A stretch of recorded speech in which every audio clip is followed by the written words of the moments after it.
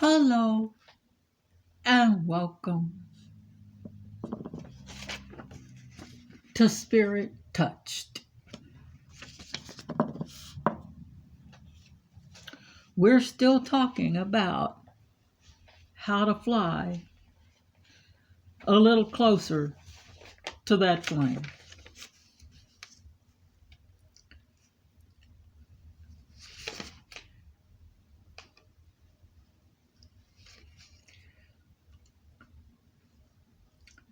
I feel like Paul in 1 Corinthians 2 1 through 3.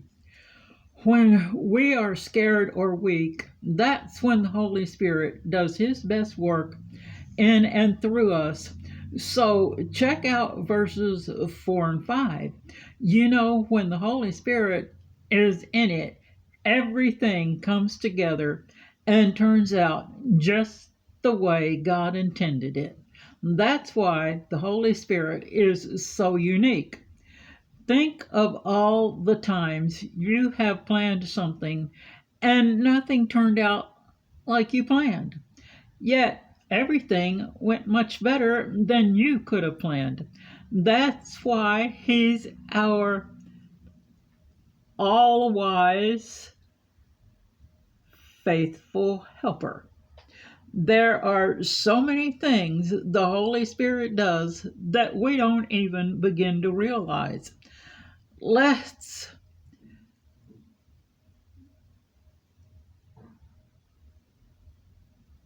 alone thank Him for. So in your prayer time, remember to include some thanks for all those things. Verses 6 through 8. God's wisdom will not pass away. No matter how smart we are, there are things of God we just can't know without the aid of the Holy Spirit as we fly closer to the flame. Verse 10. What a concept. Not only does the Holy Spirit sear us and know, He also searches God. Then the Holy Spirit searches us and He also searches God. Then He deposits what He finds into our minds as needed. Romans 11:33 through 36. Our earliest U.S. universities were founded mostly to be seminaries so we could keep the wisdom of God in focus. Back to 1 Corinthians 2:11. That truth the Holy Spirit brings us is essential. Verse 12. Sometimes it's even vital. Take a look at Acts 20:22 through 24. That's where we get that part of the oath. A court witness says when they agree to solemnly tell the whole truth. It also tells us that when we are out of our comfort zone, the Holy Spirit will help us do what God asks of us. It's where the trust and obey part kicks in. Nothing ever surprises God, but He sure surprises us. Lots of people want to know more about the Holy Spirit, but they are scared, mostly because they don't understand what little they do know.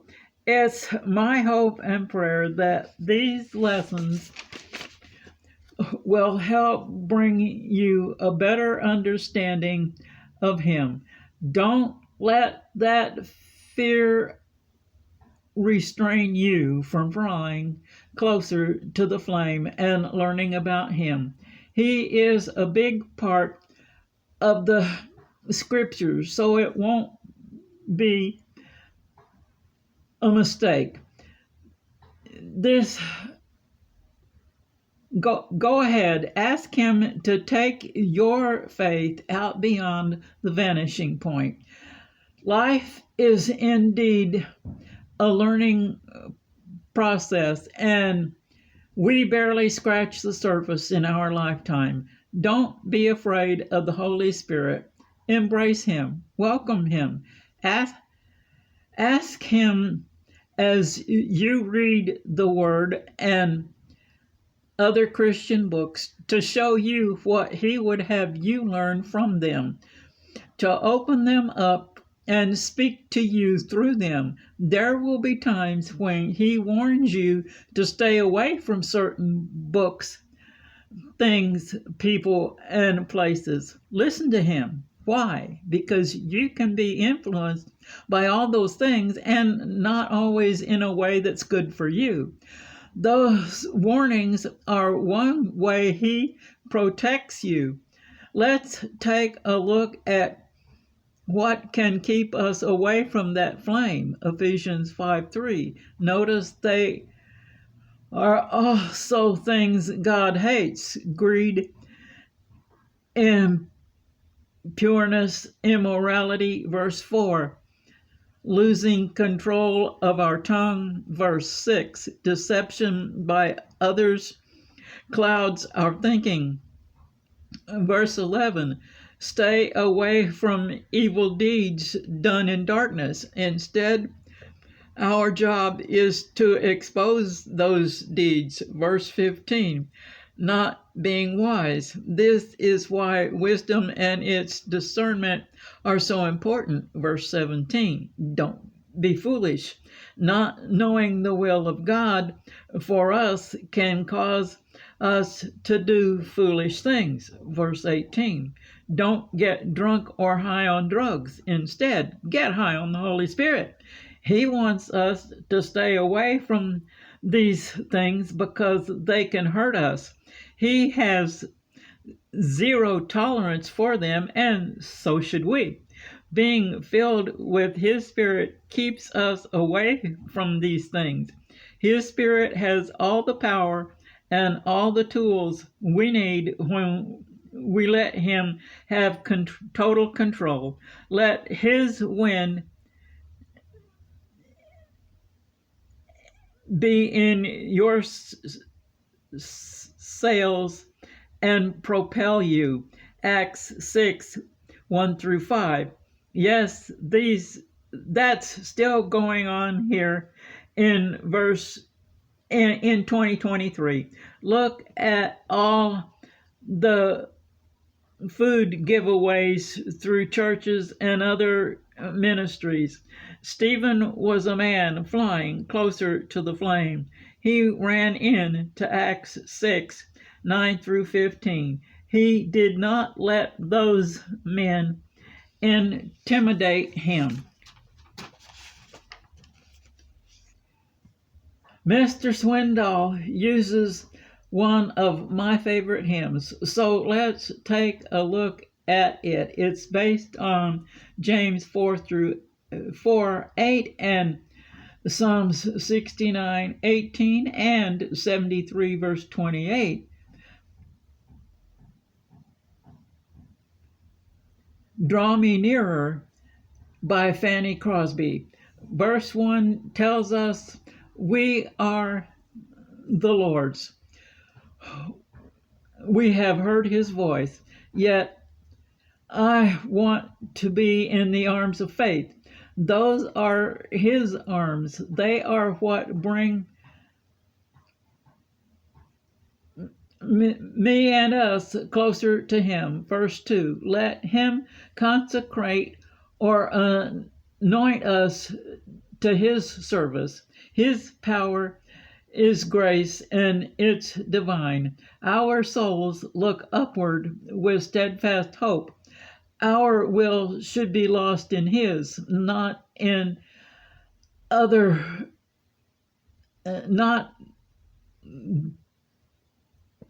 the other way around. Verse 3, His love is so deep we will never know or experience it all until we cross that ocean into heaven.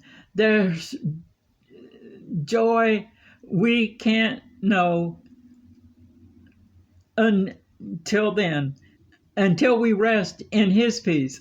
The chorus, this is why we should cry unto him, asking to be drawn nearer to our blessed Lord, nearer to that cross where he died for us, nearer to his precious bleeding side. Why? Because that is where we find the faith, hope, love, joy, power, and peace that help us serve him.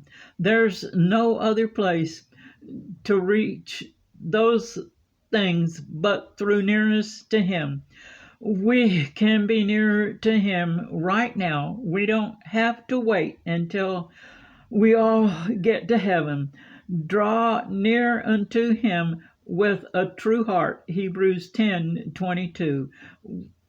I think Mrs. Crosby flew closer to the flame. Psalm 139:23. David is saying he wants God to search him. Searching is one function of the Holy Spirit. He is the one who looks into our hearts. He knows what he's looking for and how deep we try to bury it. No, he doesn't need a search warrant. You may send your prayer request to heanswerstwo@gmail.com.